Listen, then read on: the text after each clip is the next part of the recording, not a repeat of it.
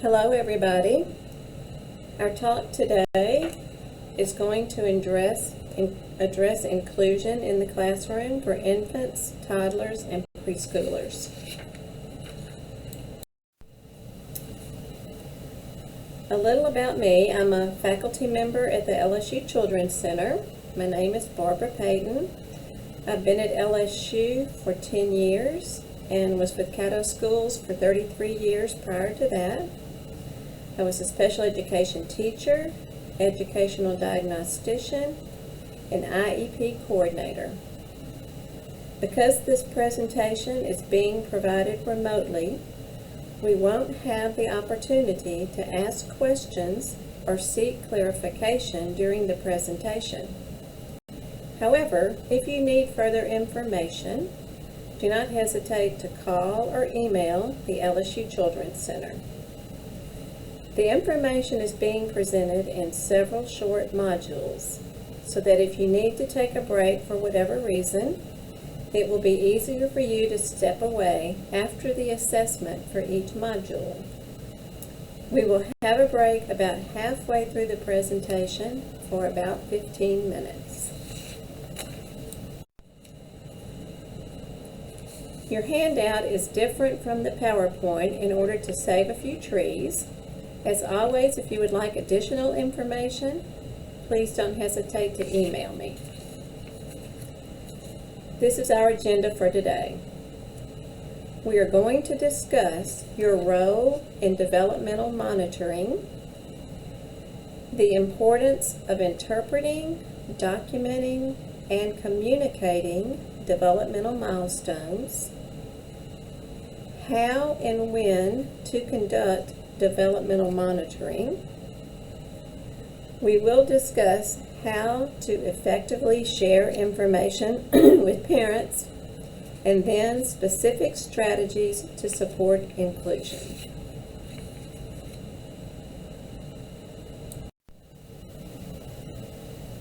Inclusive preschool classrooms are in the best interest of all young children.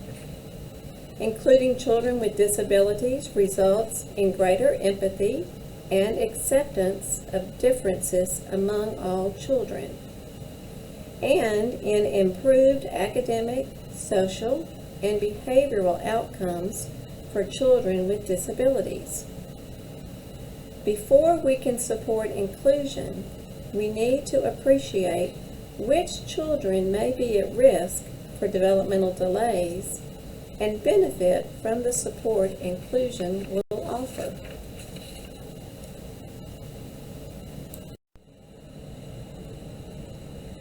The most important reason for monitoring each child's development is to find out if a child's development is on track. It is important to act early if there are signs of potential developmental delay, because early treatment is so important for improving a child's skills and abilities.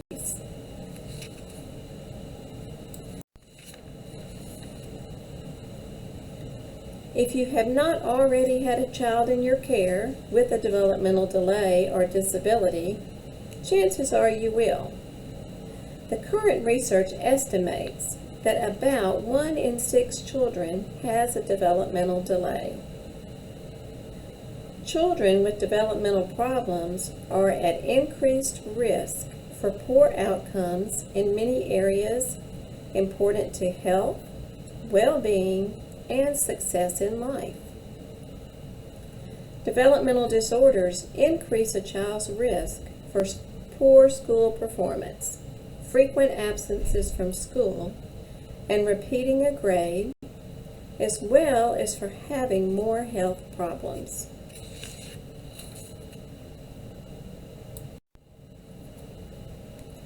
Although about 1 in 6 children has a developmental delay, less than half of these children are identified as having a problem before they start school. This is a problem that you can help solve. Too often, adults don't recognize the signs of a potential developmental delay. They are not sure if their concern is warranted, or they don't have the resources to help make their concern easier to talk about.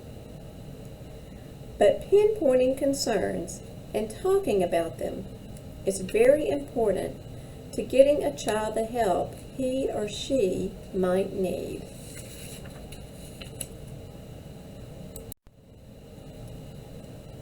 Because early treatment can make a big difference in a child's ability to learn new skills, it is very important for children with developmental delays.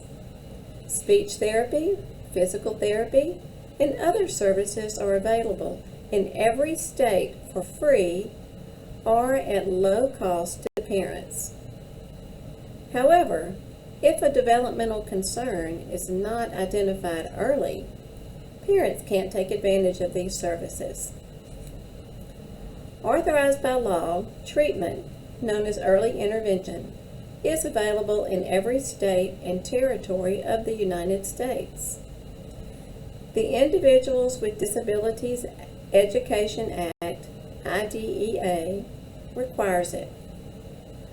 Part C of IDEA serves children under 3, and Part B serves children 3 to 22. If you monitor the development of each child in your care, you can identify children who might need services and support and help their parents access the services for them as early as possible. You will also be able to reassure parents when their children's development is on track. Developmental monitoring is done by parents and teachers, is an ongoing process which begins at birth, and for effectiveness uses a milestones checklist. The AAP and CDC's Learn the Signs, Act Early milestone checklist is a sample tool. This is the tool we will specifically be discussing today, and a copy has been provided for you in your packet of reference. Developmental screening is a formal process recommended by the American Academy of Pediatrics at 9, 18, and 24 or 30 months. Uses a validated screening tool done by medical professionals and may be done by teachers with special training. Developmental screening is a more formal process that uses a validated screening tool at specific ages to determine if a child's development is on track or whether he or she needs to be referred for further evaluation. Both developmental monitoring and developmental screening look for developmental milestones and are important for tracking signs of development and identifying concerns.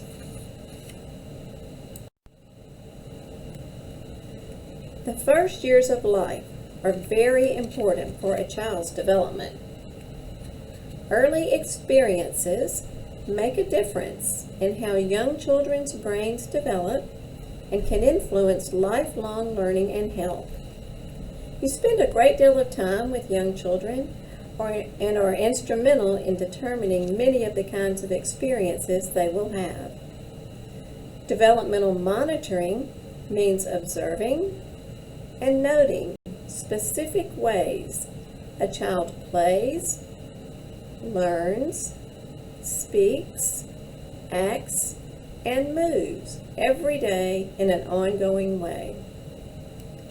Developmental monitoring often involves tracking a child's development using a checklist of developmental milestones.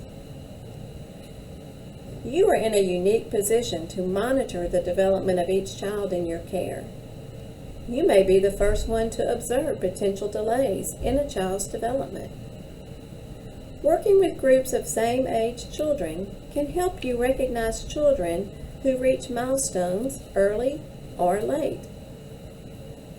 Working with children of different ages can help you notice if a child's skills are more similar to those of a younger or older child than those of his or her same-aged peers. Because you spend your day teaching, playing with, and watching children, you may find yourself at times concerned that a child in your care is not reaching milestones that other children his or her age have. Or you may have families ask you if you are concerned about their child's development.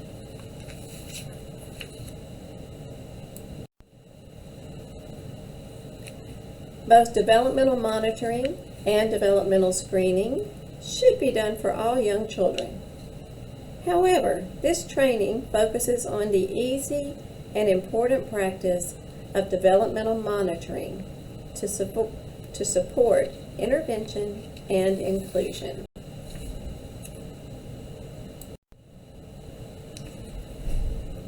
In caring for and teaching children, you are in a perfect position to see how they play, learn, speak, act, and move alongside others of their age. 12.5 million children under the age of 5 in the United States are in some type of child care. As large numbers of busy parents go off to work, you are on the front lines of watching how children grow and develop.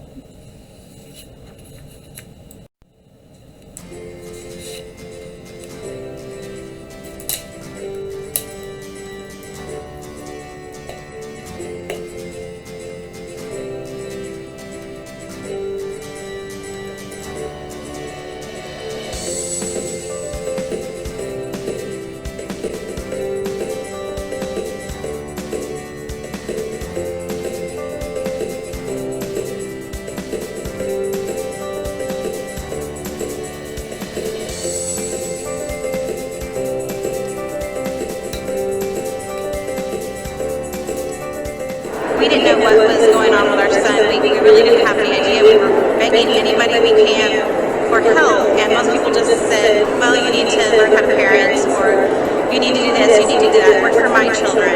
And the preschool teacher really gave us some insight. She had seen the signs before, she knew what to look for, she knew what questions to ask, and she supported us through it. She gave us a lot of tips, and she kind of prepared us for what was coming. She helped us to find a developmental pediatrician. She really helped us smooth out that process.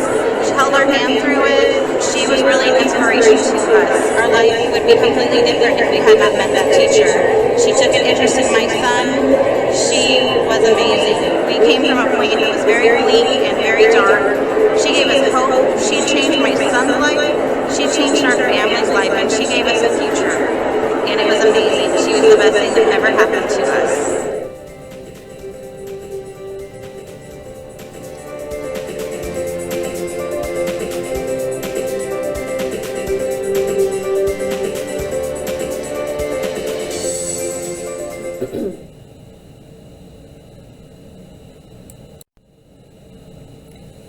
Parents look to you for information on how their child is developing because you often have good observations about their child's strengths and needs. Many parents may not have the chance to see their child with other children of the same age and may not have experience with any child other than their own. When that's the case, you can be their measuring stick. Even when parents have their own milestone tracking checklist, they may not fully understand what each milestone looks like. You can help by pointing out or describing them. For example, today when I was reading to Johnny, he pointed to show me the pictures in the book. I was happy to see that developmental milestone at 18 months. I bet you are seeing him do that too.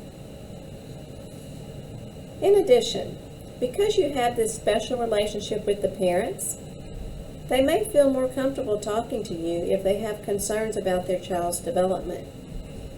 You can provide support to them and their child by helping them think through what they need to do and whom to talk to.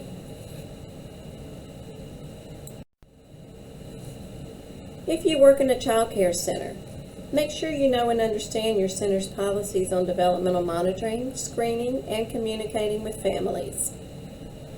Understanding the important role you play, what is required of you, and being equipped with appropriate tools will help you feel more confident in these processes. You may be required to use a developmental checklist, specific tool for screening, or a curriculum that addresses specific learning behaviors and goals. If required, talk to your supervisor or administrator before beginning to use any new tools.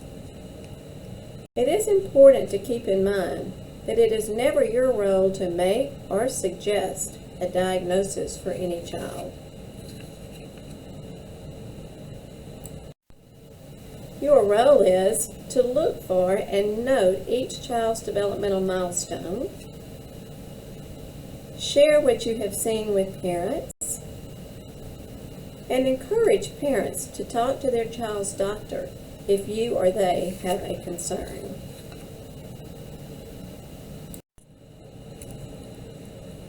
You observe children's development every day. You will find that it is easy and quick to monitor and record what you see if you have the right tools and resources. You have been provided a sample of the CDC's Learn the Signs, Act Early program checklist of developmental milestones for each child's age. By using this tool, you can get a good idea of whether a child's development is on track. If you have concern about a child's development, using these easy tools can help you feel more confident about what you observe. It will also give you a more objective tool to use when talking with parents.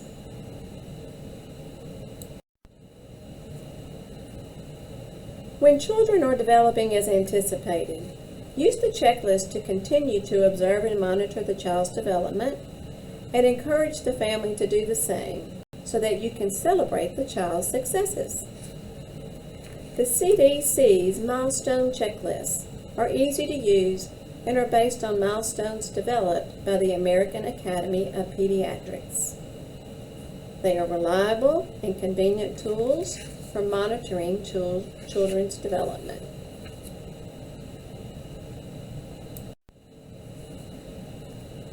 In review of this module, remember, the most important reason for monitoring each child's development is to determine if his or her development is on track.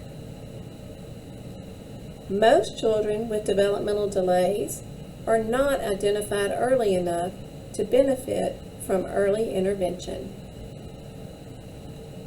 Early intervention can make a big difference in a child's ability to learn new skills. If you monitor the development of each child in your care, you can help identify children early who may need early intervention. Developmental monitoring and developmental screening are not the same thing.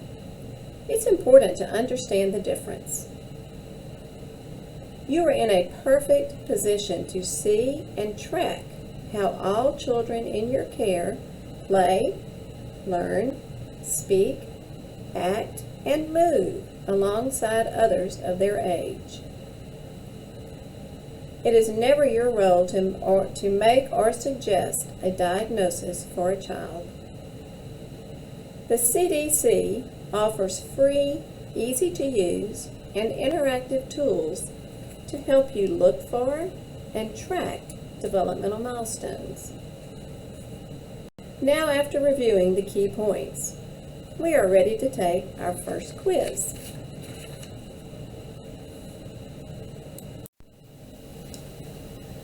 We are going to walk through this together, so take a minute and answer the question. Tracking children's development in your care is important for the following reasons. A, to find out if a child's development is on track. B, to find out if a child might have a developmental delay. Or C, both. That would be C, both.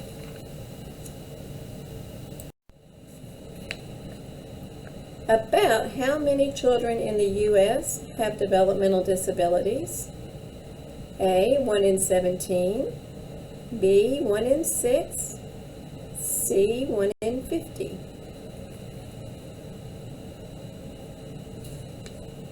And that would be B, 1 in 6.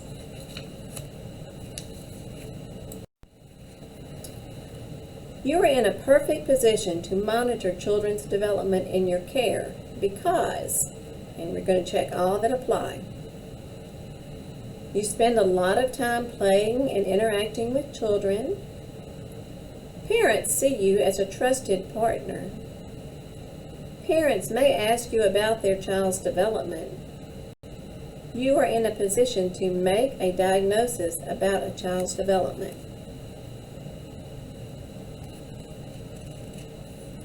So that would be A, B, and C.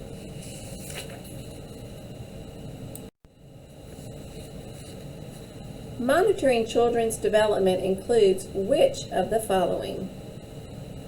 Observing children's milestones, using a developmental milestone checklist or developmental screening tool, sharing observations with parents and encouraging them to take action if concerned, and all of the above. And that one would be D, all of the above.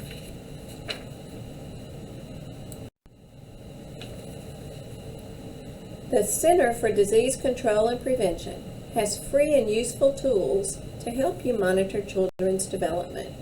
True or false?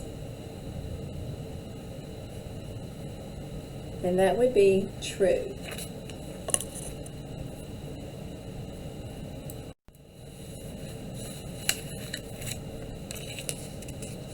So we're now going to move to the second module. And this module focuses on understanding children's developmental milestones.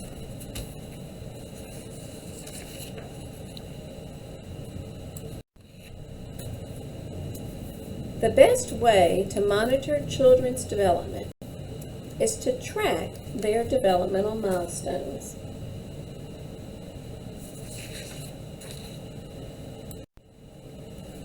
Developmental milestones are things most children can do by a certain age. Skills such as taking a first step, smiling for the first time, and waving bye-bye are called developmental milestones. Children reach milestones in how they play, learn, speak, act, and move. You see children reach milestones every day. Though all children develop at their own pace, most children reach developmental milestones at or about the same age.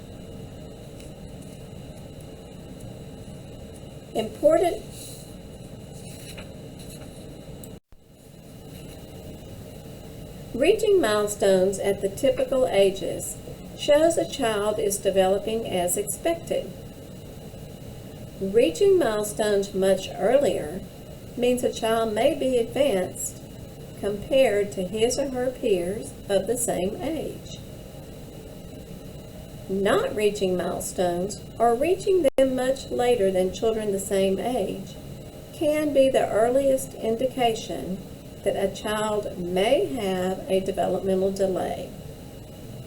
Some milestones are especially important. Not reaching those by a certain age is a developmental warning sign or red flag Children who don't reach milestones may need extra support and services to reach their full potential. Keep in mind that developmental progress is not always steady. You may see changes in development around important life events, like the birth of a new sibling. By tracking each child's developmental milestones over time, you will have a better understanding of his or her development and a better basis to judge if concern is warranted.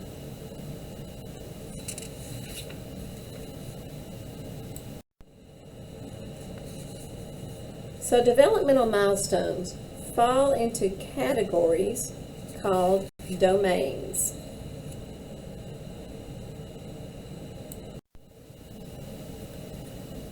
This domain is about how children interact with others and show emotion. Smiling spontaneously, especially at people. Cooperating with other children. Showing affection for friends without prompting. Also included might be pointing to show an airplane flying overhead, crying when mom or dad leaves, and imitating other children.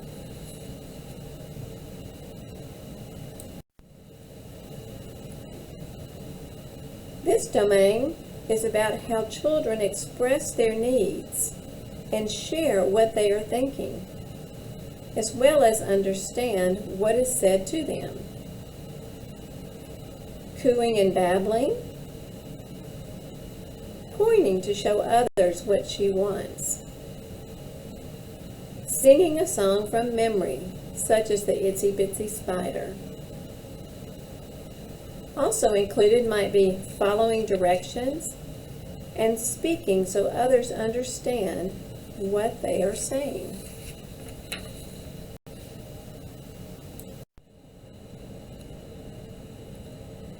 This domain is about how children learn new things and solve problems. It includes how children explore their environment to figure things out, whether by looking at the world around them, putting objects in their mouths, or dropping something to watch it fall. This domain also includes academic skills, like counting and learning letters and numbers. Reaching for a toy with one hand, exploring things in different ways, like shaking, banging, throwing, building towers of at least 4 blocks. Also included might be an infant staring at mom's face as she leans over his crib.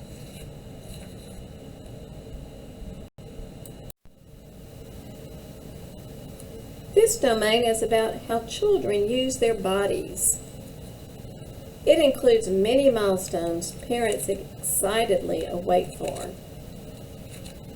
Might include crawling, catching a bounced ball most of the time, or eating with a spoon.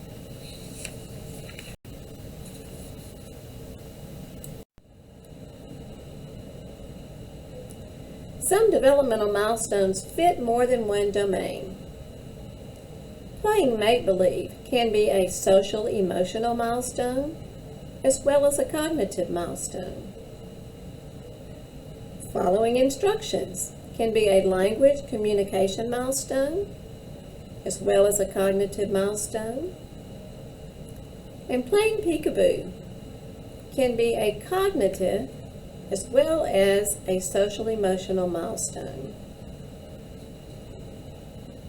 As development evolves, children are able to expand their play and incorporate more imaginative and representational play schemes.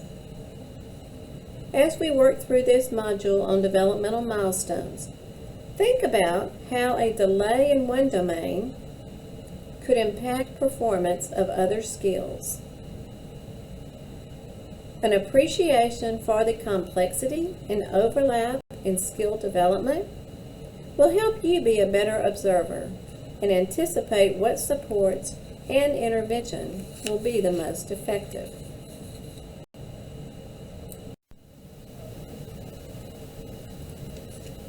Looking for developmental milestones is important to understanding each child's development and behavior. Milestones can help explain a child's behavior.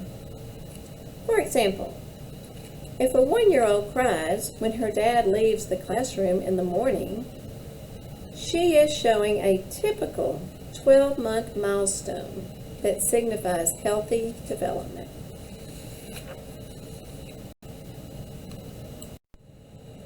Put it in there.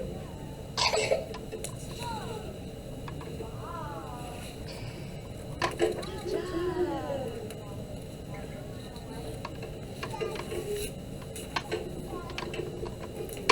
Yeah, I think it goes in another.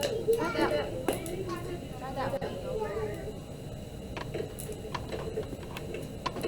Try that one.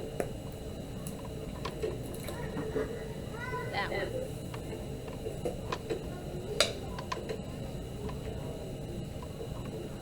Try that one more time. Try that one. Good job.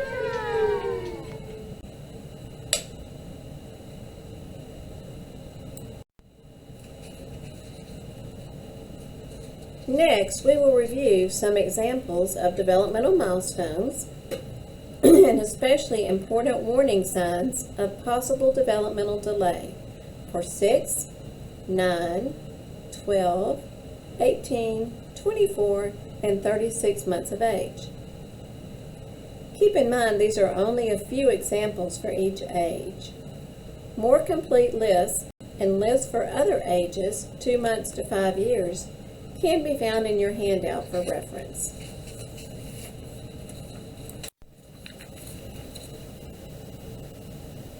Let's briefly look at age-appropriate milestones in typically developing children across domains: social-emotional, language communication, cognitive, physical, and movement.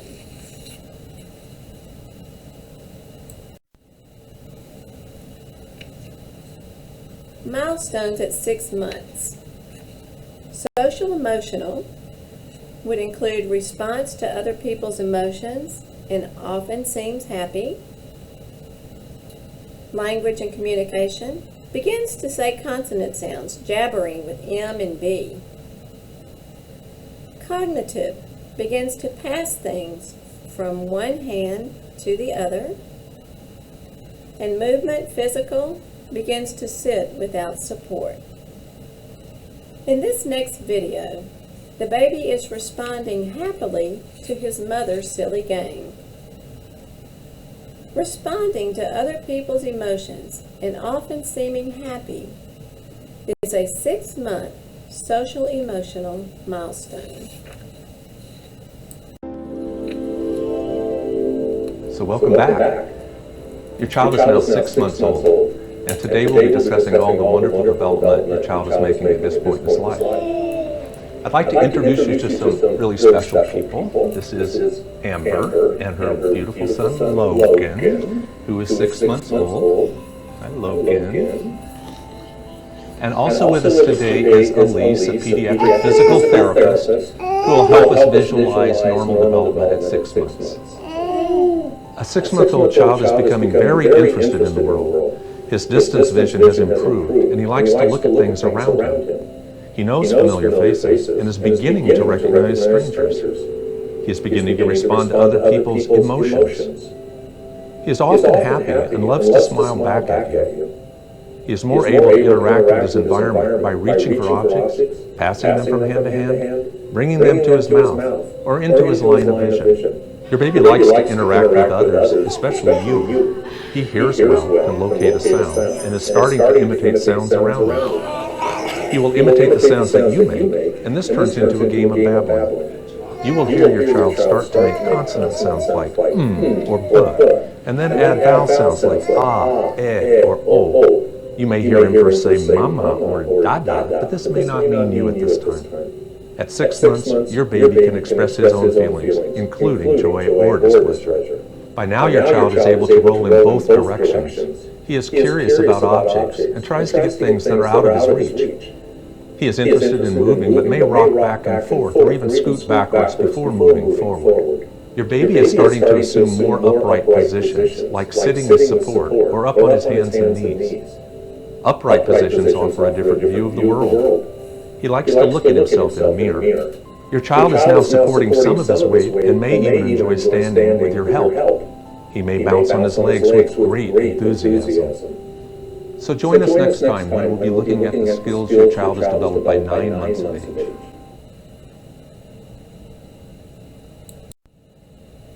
So we have taken a look at normal development. Now let's spend a minute identifying signs of a possible developmental delay.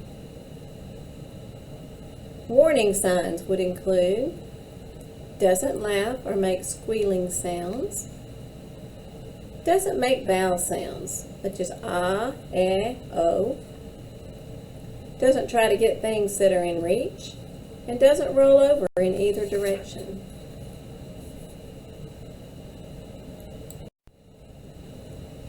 Now let's go through the same process for 9 months of age.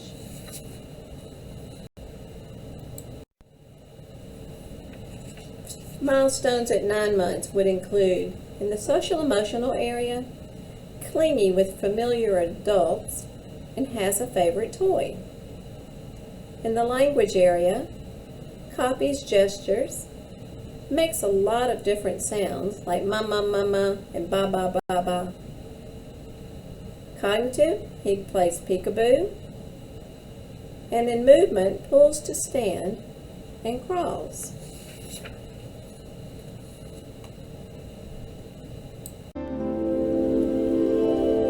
Today we'll be exploring all the wonderful new skills your child has developed. I'd like to introduce you to 9-month-old Brooklyn. Hi, Brooklyn. Brooklyn's mother. Hi. And Jade, an occupational therapist who will help demonstrate Brooklyn's skills. By 9 months, your baby is exploring her world more independently. She gets in and out of sitting position by herself and sits without support. She can crawl and pull herself to a stand by using objects for support, and can stand while holding onto furniture or your hands. At this age, your baby plays games like peekaboo and looks for things she sees you hide. When objects fall, she is able to follow their path with her eyes so she can find them. This becomes a fun game, especially when these objects are her favorite toys. Your baby easily moves toys from one hand to the other and uses her fingers to point at things. With her index finger and thumb, she can pick up things like Cheerios. She puts everything in her mouth, so be careful to keep small objects out of reach. Remember that small means any object that can fit in a paper towel roll. At 9 months, your baby may cling to you around strangers or less familiar people, even if she has not been afraid of these same people before. Your baby makes a lot of different sounds now, like ma ma ma and ba ba ba, and understands the word no. She likes to copy the sounds and gestures of others. Please join us next time when we will see all that your child is doing by 12 months.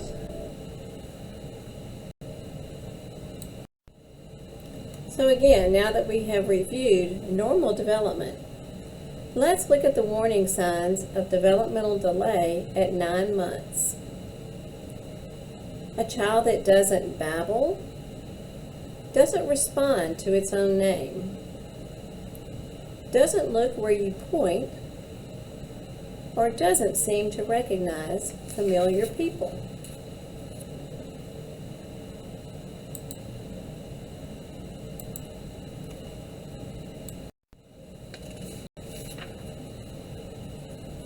Milestones at 12 months. So social emotional repeats sounds or actions to get attention, is shy or nervous with strangers.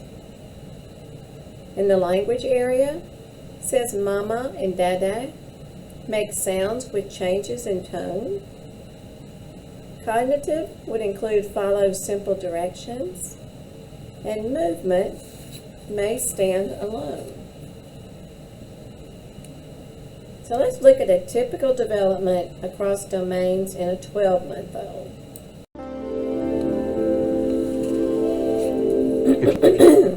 I'd like to introduce you to McKinley, our 12-month-old. I'm McKinley, her mother and father, and also Jade, an occupational therapist, who will help demonstrate McKinley's emerging developmental skills.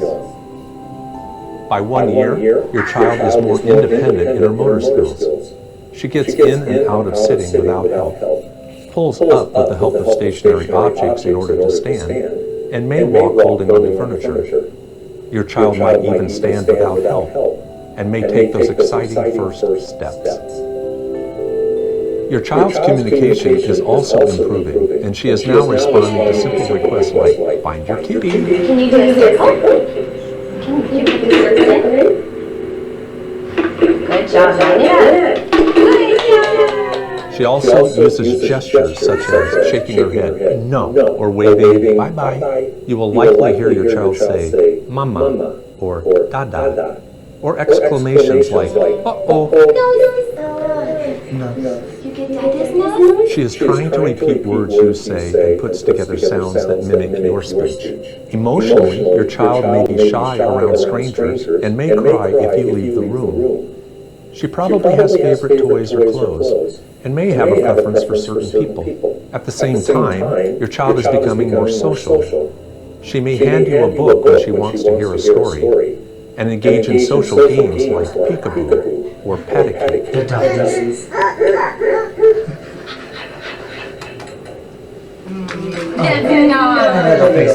When getting dressed, she helps by putting out her arm or leg.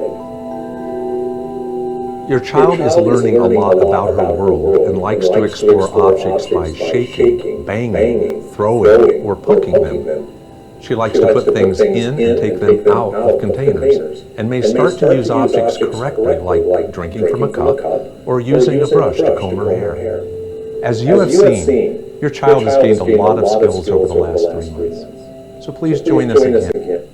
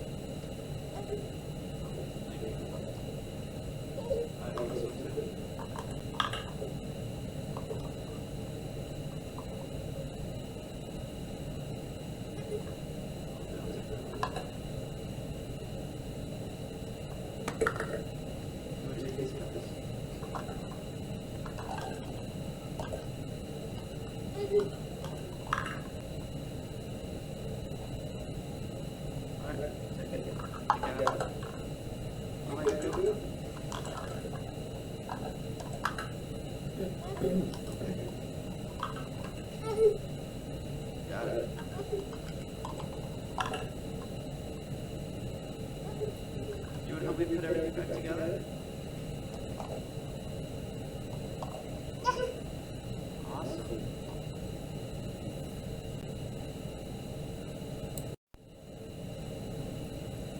So again, now that we have reviewed normal development, let's identify warning signs of possible developmental delay.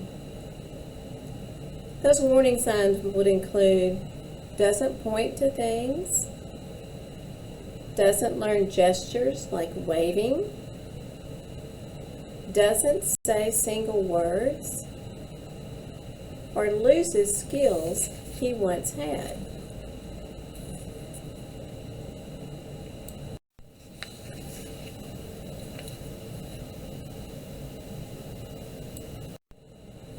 So let's look at the milestones at 18 months.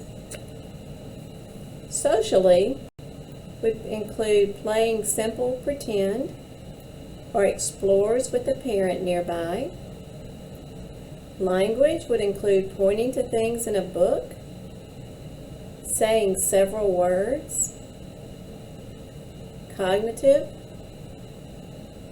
knows how ordinary things are used and scribbles. And movement would include walking or eating with a spoon.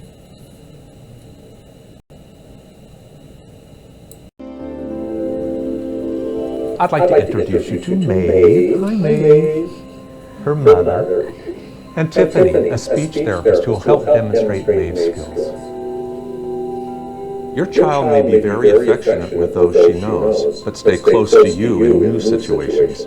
Or she may explore new areas as long as you are nearby. Emotionally, your child may be fearful of strangers at this age, and may have temper tantrums, which are best handled by ignoring or redirection.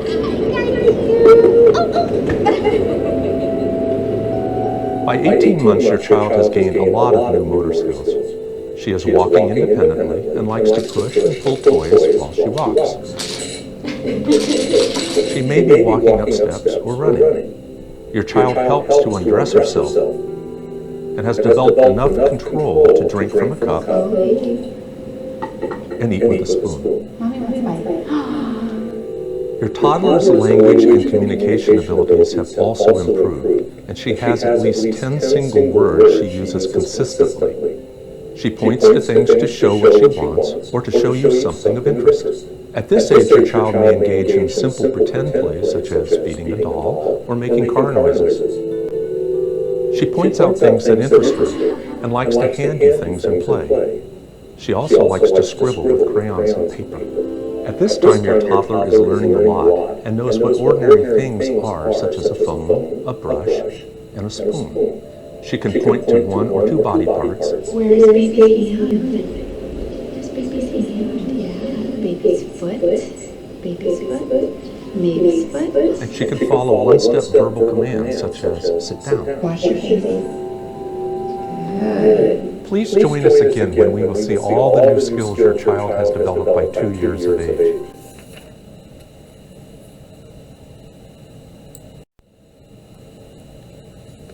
So some warning signs of possible developmental delay would include doesn't point to show things to others, doesn't notice or mind when caregiver comes or goes, doesn't gain new words or have at least 6 words, or can't walk.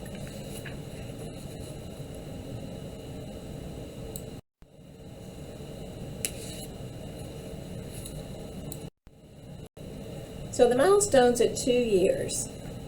Socially, plays mainly beside other children, copies others. Language would include using 2 to 4 word sentences and knows the names of body parts.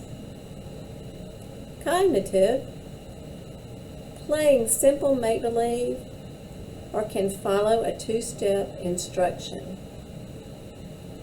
And movement might be kicking a ball or copies straight lines and circles. So let's look at a video of a child at 24 months.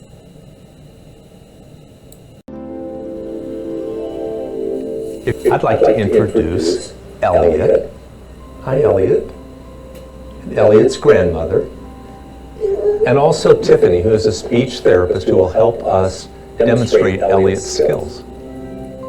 Your child has become quite social by 24 months and may get excited when she is around other children. She mainly plays beside other children, but may begin to include them in games like chase.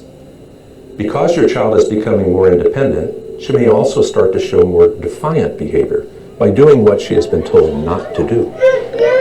Your child's communication has grown and she is able to point to objects when they are named. What did you see? I think it hurts. She knows the names of familiar people and has a vocabulary of at least 50 words. Your child is using 2 to 4 word sentences to ask you for things, tell you something, or voice complaints. It's Grandma. By now, you should understand at least half of what your child says. Your child can follow simple 2-step instructions such as, please pick up your shoes and give them to me. You take off your socks and give them to me? Okay. She can also identify many body parts and pieces of clothing. At 24 months, your child can stand on tiptoes. She is running and walking up and down stairs. Your child can kick and throw a ball now. And she can climb up and down furniture without help. Your child is learning to draw lines and circles and is beginning to sort shapes and colors. Okay. She is building block towers and may use one hand more than the other. She can complete sentences and rhymes in familiar books and can name animals such as dog, cat, and bird. I saw a red cat. A cow looking at me. She copies older children and adults in simple make-believe play and likes to find things that have been hidden. Please join us again when we will see all of the new skills your child has developed by 3 years of age.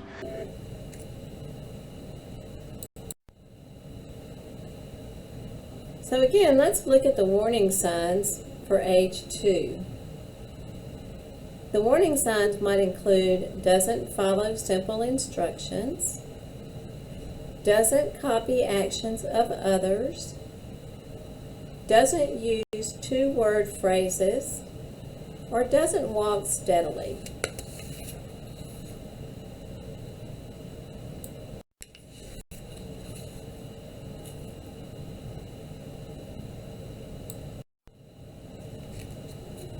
The milestones at 3 years. Socially, your child would be copying adults and friends. In the language area, talks well enough for strangers to understand most of the time. Cognitive, completes puzzles with 3 or 4 pieces. And movement would be runs easily. So let's look at a video of typical development. Look at the advancement of play, learning, movement, and communication since the last video at age 2.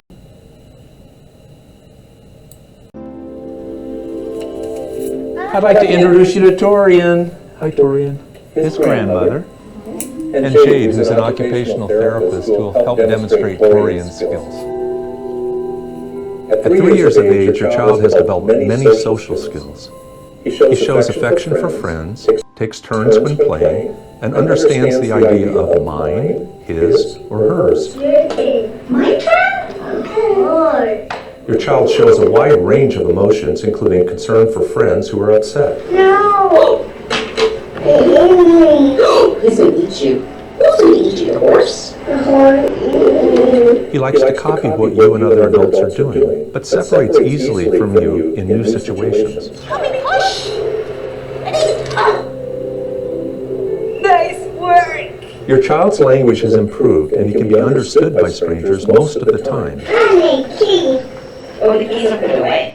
He can name most familiar objects, including friends, and can say his name, age, and gender. What's your name? Your child understands words like in, on, and under. Can't go on there. Can't go under. Okay. Will we get an owie if you go under? In conversation, your child says words like I, me, we, and you, and is using 2 to 3 sentences at a time. Motor skills are well developed by 3 years, and your child is able to run, climb, walk up and down stairs easily, and ride a tricycle. He can also dress and undress himself independently. By 3, your child is learning by exploring his world and is able to problem solve during play. He understands how to make toys work that have buttons, levers, and moving parts, and can screw and unscrew jar lids and turn door handles. Put it in.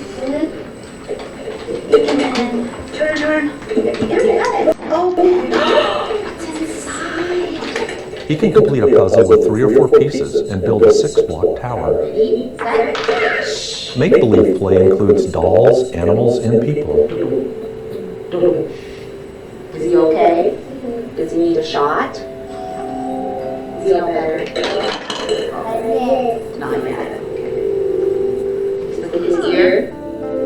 He can turn book pages one at a time and can copy circles with a crayon. What is that? Mud. Yeah, there's mud on that pen. Aw. Thank you for joining us for the Wonders of Your Child video series.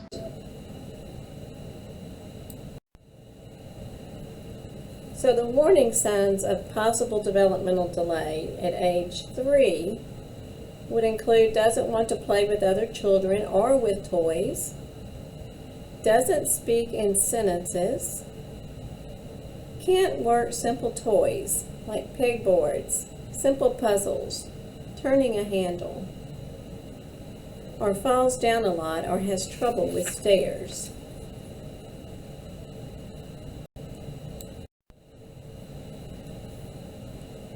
So we've come to the end of Module 2.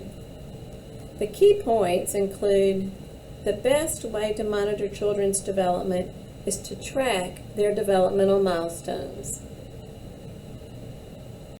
Developmental milestones are things most children can do by a certain age.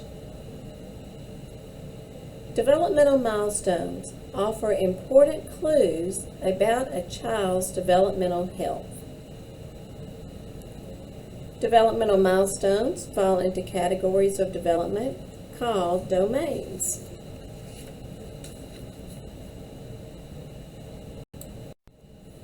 So let's look at the Module 2 quiz. Skills such as taking a first step, smiling for the first time, and waving bye-bye are examples of developmental milestones. True or false? That would be true.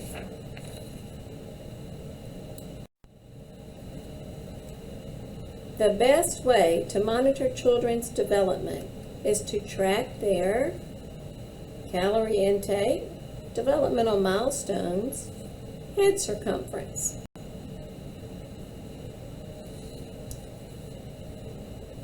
For sure, that would be developmental milestones. A child not reaching milestones at the expected ages may indicate child is on track developmentally. Child may need extra support and services. So children that are not on track for sure may need extra support and services.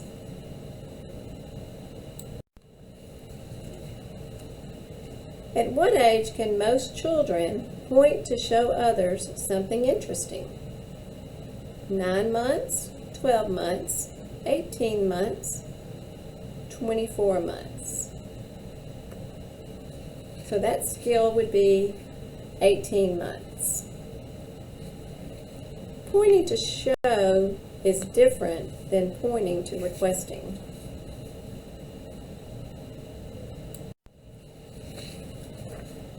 Cooing or babbling sounds are a milestone in which domain? Social emotional, cognitive, language communication, movement physical. That would be in the language communication domain.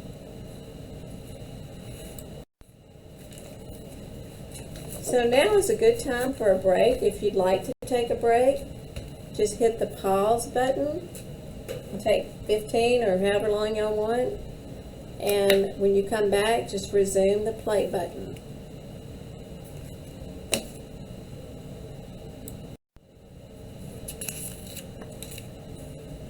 So this module, we've talked about your role in monitoring a child's development, reviewed and built an understanding of the importance of developmental milestones across domains.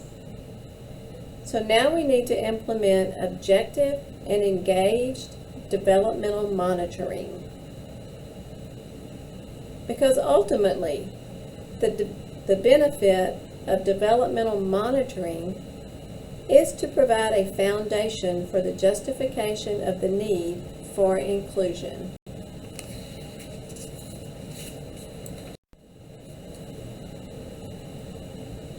Developmental monitoring means looking for developmental milestones over time and keeping a record of milestones you see.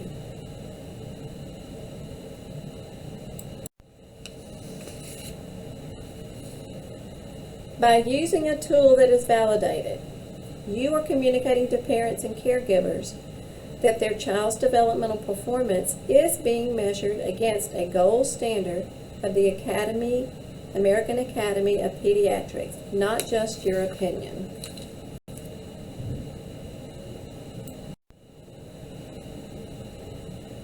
Sharing milestone checklists with families and encouraging them to use them at home can also help parents become better observers of their own children's development. Using a checklist at home may confirm for families that their child is developing as he or she should. Or it may give them the knowledge and self-confidence to talk with you and their health care provider about their concerns.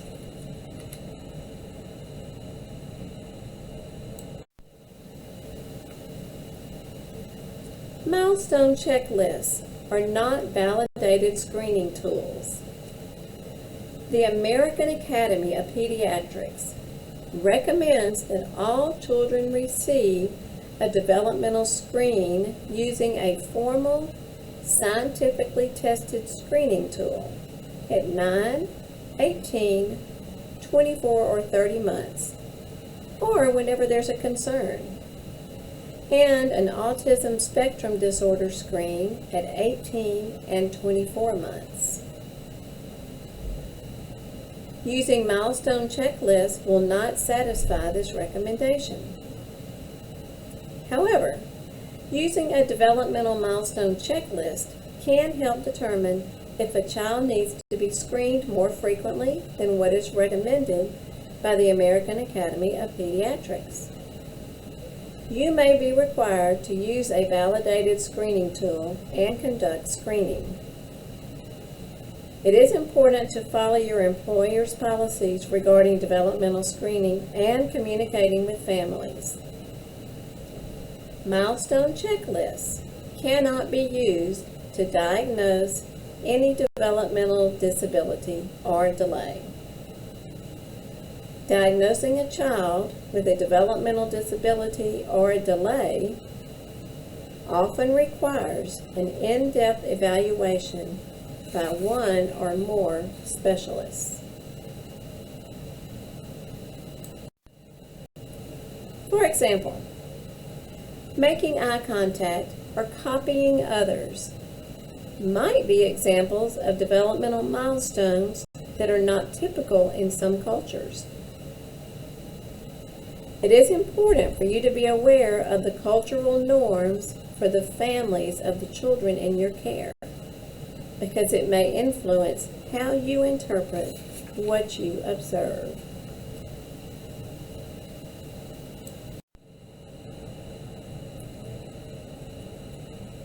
How to use CDC tools for developmental monitoring. So developmental monitoring can be easy and fun when you have the right tools. The ACT Early Developmental Monitoring tools are in your packet. And the Centers for Disease Control and Prevention, or CDC, through its Learn the Signs ACT Early program, offers free, easy-to-use milestone checklists and other materials to help.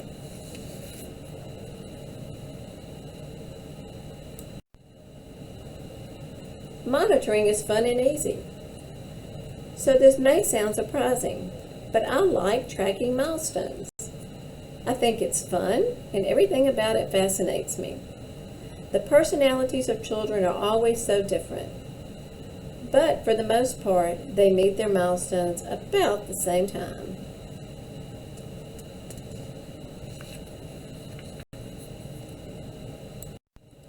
You can reference these handouts in your packet. So milestones checklists are single-page lists of developmental milestones and warning signs of potential developmental delay for specific ages. And these handouts are in your packet.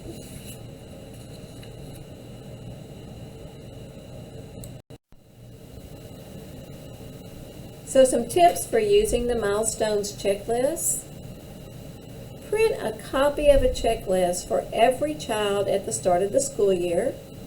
Every month, take time to update each child's checklist with the milestones he or she has reached.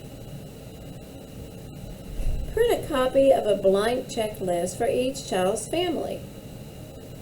Let them know you will be updating it each month and encourage them to do the same at home.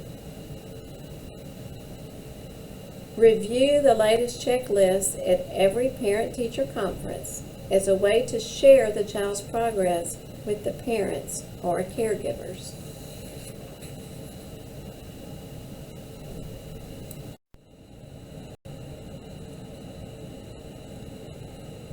In the interest of time, we aren't going to discuss this in depth. However, when you have time, take a few moments to review the Milestones Moments booklet. It provides examples of how to support development across domains based on the age of the child. These activities can provide guidance to you in the classroom and examples that will be easily transferable and implemented in the home to support and enhance development. The suggestions are written as you would provide them to parents.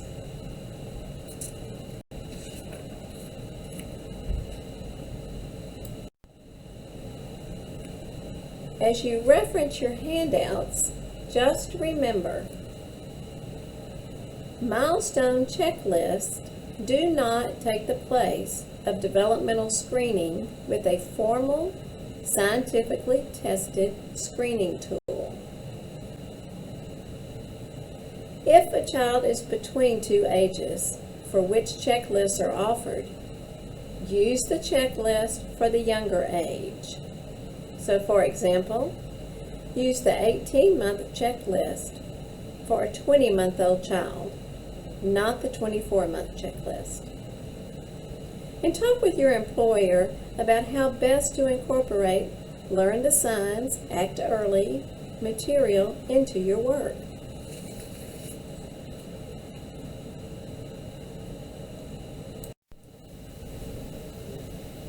At some point, there are likely to be children in your care who are not meeting developmental milestones as expected. You can play an integral role in helping these children get the help they might need to reach their full potential.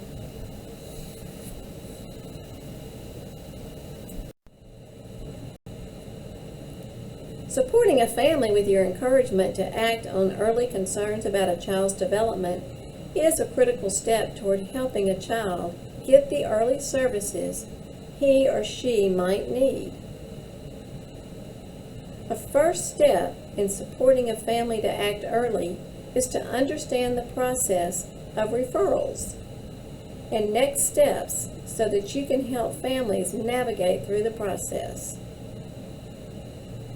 The following slides are the common steps families and providers take in getting help for a child with a developmental delay.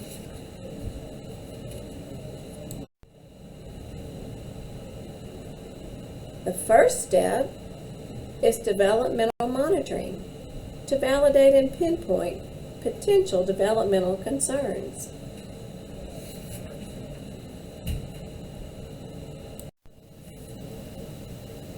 Next, it is important for parents to talk with their child's doctor about the milestones their child has reached and what to expect next.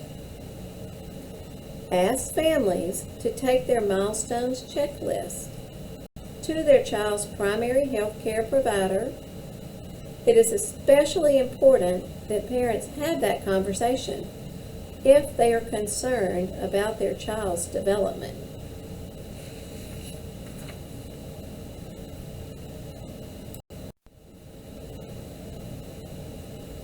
If you or someone in your center conducts developmental screens for the children in your care, be sure to give the parents the screen results and encourage them to share that information with the child's doctor. If you don't conduct developmental screening, encourage the family to ask their child's doctor about conducting a developmental screen.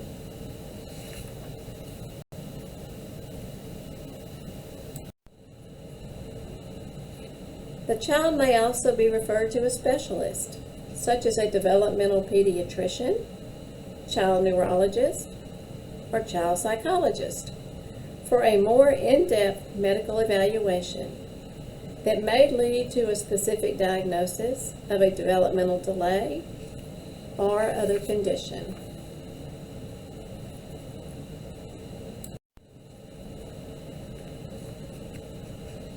If a parent is worried about his or her child's development, or if results of developmental monitoring or screening indicate developmental concerns, then you can encourage the family to call their local early intervention provider or local elementary school for a more detailed developmental evaluation to see if he or she would benefit from services such as speech therapy, physical therapy, or other specialized services. The evaluation is free or low cost if conducted by the local public early intervention system or the public school system. It determines whether a child is eligible for services, but does not usually provide a diagnosis of any specific developmental disability. The school system provides an exceptionality from which educational interventions can be implemented. There is a difference between an exceptionality for programming and a medical or clinical diagnosis.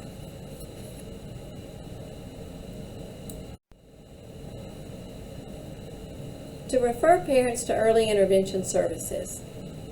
Children 0 to 3 years old. If the child is younger than 3 years old, contact your local early intervention system. In Louisiana, that would be Early Steps. If a child is 3 years old or older, contact your local public school system. Even if the child is not old enough for kindergarten or enrolled in a public school, call your local elementary school, or you can call the Special Education Center and ask to speak with someone who can help you have the child evaluated.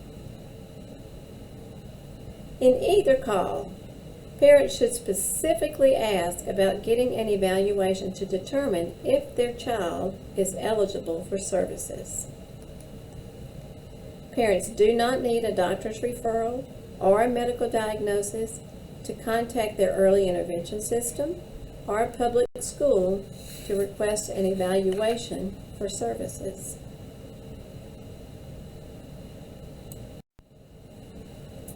So the key points from this module include developmental monitoring means looking for children's developmental milestones over time and keeping a record of milestones that you see. Developmental monitoring is best done with an objective checklist of typical developmental milestones. Supporting a family with encouragement to act early on any concern is a critical step toward helping a child get the early help he or she might need.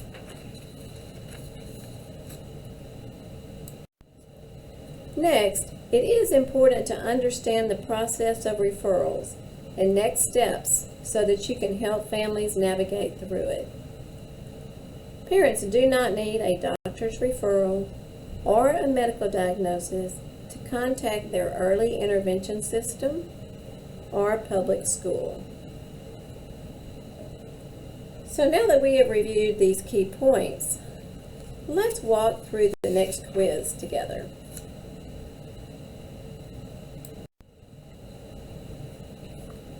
We'll read the slide and then take a moment to decide on your answer. Developmental monitoring. We're going to check all that apply. Involves looking for children's developmental milestones over time. It's best done by watching children and comparing them to each other.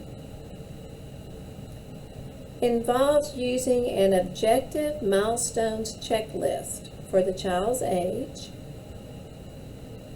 Should be done only by trained medical professionals.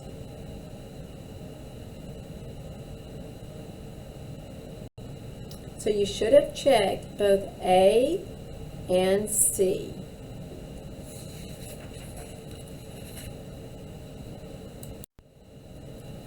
Developmental screening.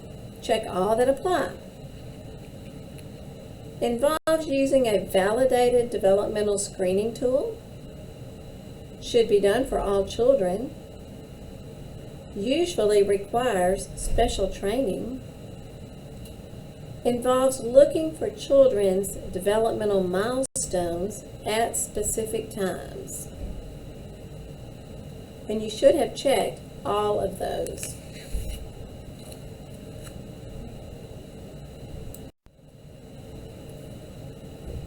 When there are developmental concerns, families should be referred to, check all that apply, their child's health care provider, the local chapter of the American Red Cross,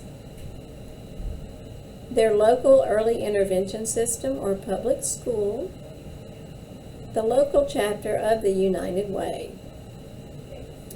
For that one, you should have checked A and C.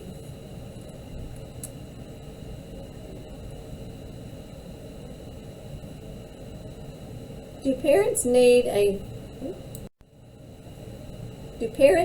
a doctor's referral or a medical diagnosis to contact their early intervention program or their local public school for help if they are concerned about their child's development?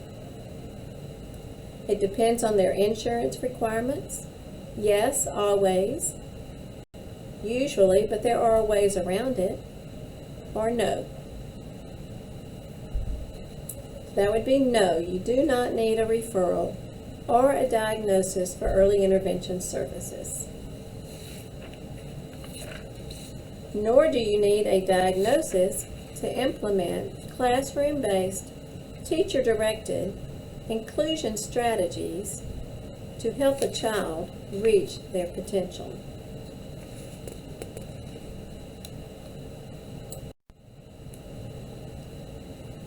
We opened this presentation by recognizing the benefits of inclusion for all children, including children with disabilities or delays. However, despite its benefits, inclusion still poses many challenges for teachers. Children with disabilities may exhibit a variety of behaviors that differ from those of their peers, including avoiding eye and physical contact, preferring to play alone, inappropriate facial expressions, delays in communication or an inability to communicate verbally, aggressive tendencies, a lack of attention or focus, limited mobility, and an inability to complete self-help tasks, such as dressing or using the toilet. So before we can successfully implement inclusion strategies that will be supported in the home, we need to ensure that parents are understanding and interpreting behavior in the same way.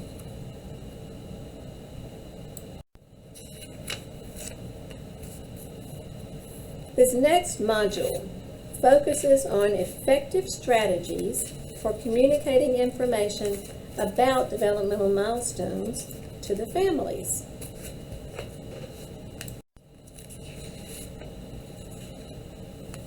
Parents see you as a trusted partner in their child's care, and they look to you for information about how their child is developing.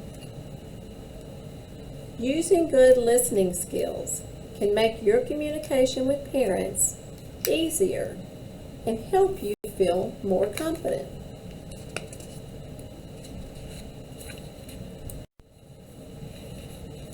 Celebrating milestones is infectious. Families begin to see the importance of those accomplishments and will want to take notice as well. Children grow up so quickly, it is as if one day they are beginning to sit up and the next day they're playing baseball. All the small steps in between represent important developmental milestones. Rolling over, sitting up, crawling, cruising, walking, running, and all the others. Just like these important milestones that are so familiar to parents, their child's social emotional, communication language, and cognitive developmental milestones also progress in a series of orderly steps. In addition, there can be clues in those steps that could alert parents to a potential developmental concern. The more you, as their trusted partner and provider, routinely talk with families about their children's development, the more families will be engaged as well. So sharing milestones with the parents can help them have realistic expectations and better understand their child's behaviors. If parents do not know when a child should have a certain skill, they may worry unnecessarily. For example, if a parent says she's concerned that her 2-month-old is not rolling over, you can reassure that rolling over from tummy to back is a typical milestone at 4 months. When a child reaches milestones early or late, it's important to share that information with parents. Parents always like to hear if their child has met a milestone early. So for example, today Amy built a tower of 5 blocks. That's a milestone we usually don't see until about 2 years old. So she's a little ahead. Sharing small successes is appreciated by families. Although it's not as fun to share information about late milestones, it's important to give parents that information as well. Kofi is meeting lots of his 2-year-old milestones. I've seen him copy other children, and he points to things when I say them. And I know he knows names for parts of his body like ears, nose, and eyes. But I haven't heard him say short sentences with 2 to 4 words yet, but I'll keep looking for that milestone too.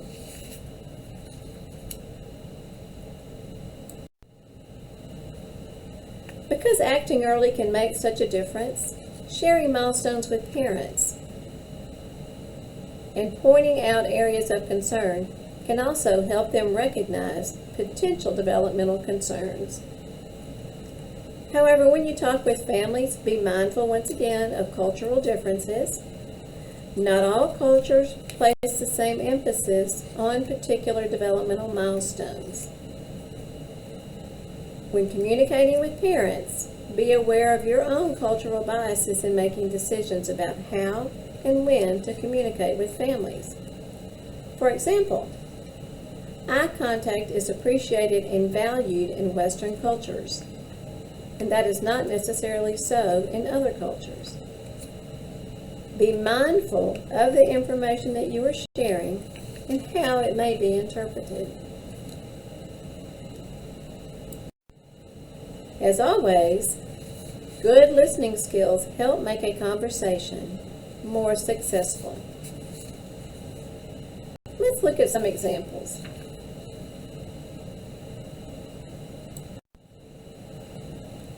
So during the conversation, listen closely. Try to make eye contact. Nod when appropriate, and be silent when the parent is speaking.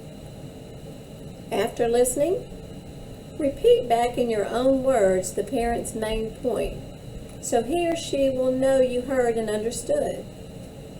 For example, if a mother of a child in your care says her child is not speaking as clearly as her neighbor's child of the same age, you might say, "I hear you saying that you do not hear Jenny speaking clearly." How you carry on the conversation is very important to its success. Using these skills will help build relationships and encourage better communication.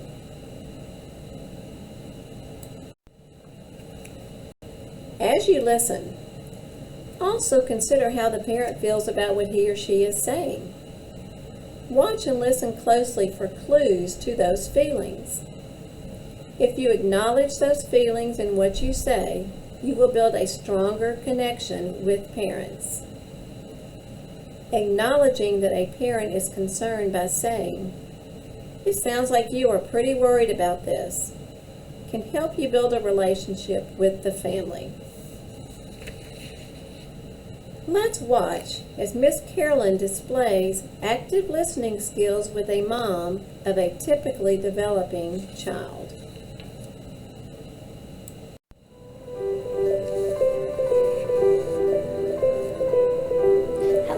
Thomas, how are you? Hi. So good to have you here today again, and just to talk a little bit about David. You doing good today? I am. How are you? Good. It's a lot calmer than it was earlier today in the classroom with the kids gone, but doing well. Thanks for asking. Yeah. I wanted to just spend some time talking a little bit about David and how he's doing in class. He's an absolute joy to have in the classroom. That's wonderful. He is always helping, and it's just really sweet. Before we talk about what he's doing in class here, I'd love to know how he's doing at home. Sure, I'd say things at home are going really well.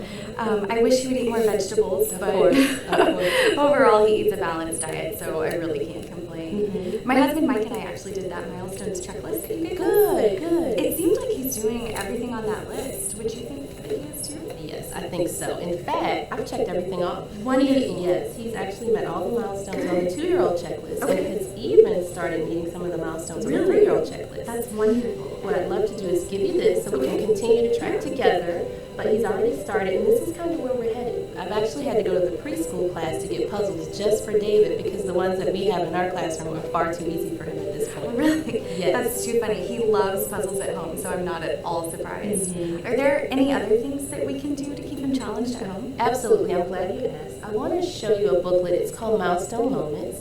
It's available to you absolutely free, which is nice, right?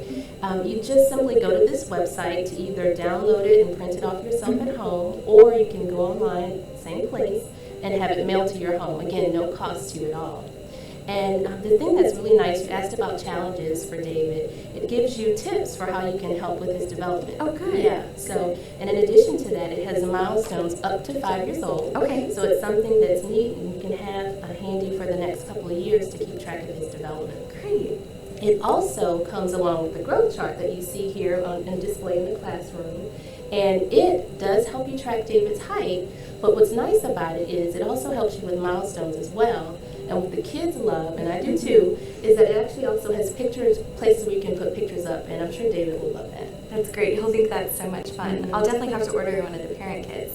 And I'll tell my sister-in-law too. She's about to have a baby. Is she really? She is. David's probably excited. He's thrilled. Yes, excellent. Well, I'll continue as we've been doing, keeping the conversation going and giving you updates with the daily reports that we send home. That's great. That would be really helpful. I really like to know what's going on in the classroom so that we can keep doing things at home to help too. Good. Well, you get back to David, and like I said, if you have any questions, any concerns that ever come up, please let me know. Okay, great. I will. So nice to talk to you. You too.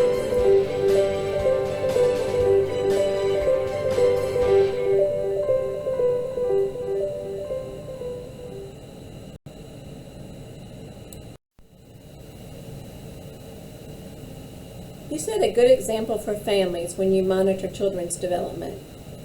Talk with parents regularly about their child's milestones and encourage them to monitor their child's development at home. Encourage them to use developmental milestone checklists to monitor their child's development. Having milestone checklists as a reference can greatly help you and the parent think about what kinds of toys might be appropriate and how to create an environment that encourages the child's development. If a parent is having difficulty appreciating how to enhance their child's development, provide them with some of these suggestions on your handout regarding developmentally appropriate activities. Having frequent conversations about development with families when they drop off or pick up their child can show the parent that you value their child and his or her development. Parents will love to hear their child use a play phone to call them at work as much as how long he napped.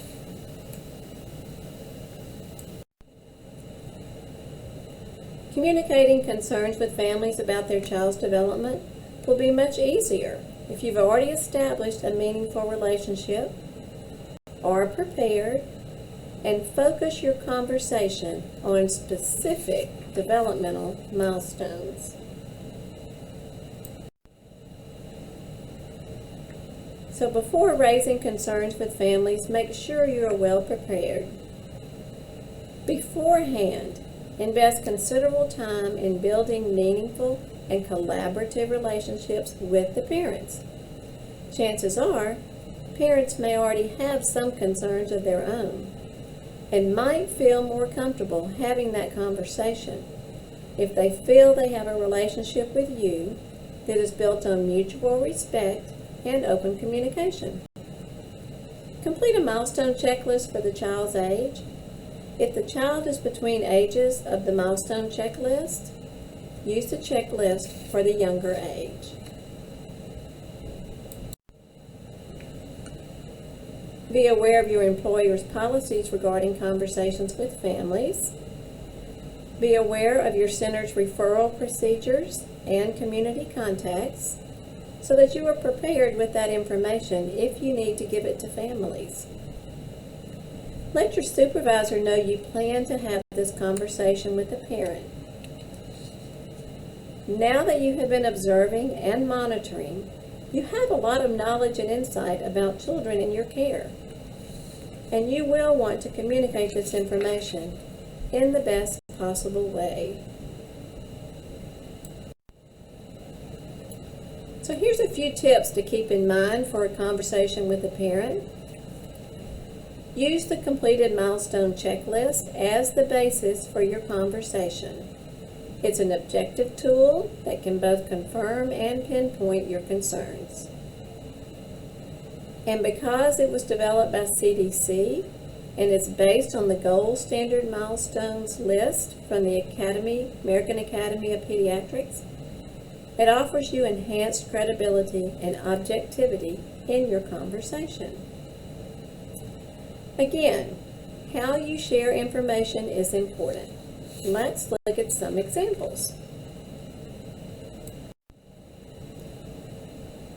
You might want to avoid, I think Jason is behind in his development. He can't do things other children can do at his age.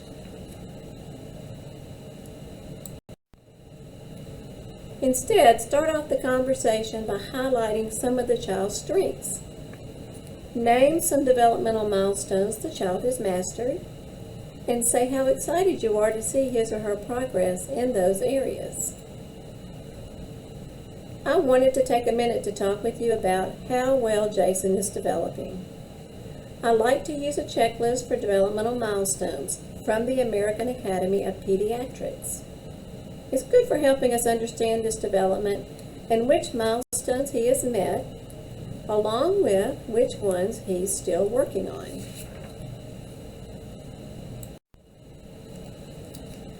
Avoid. Jason doesn't know what to do with a toy phone or even a spoon, and there are other milestones he hasn't met either.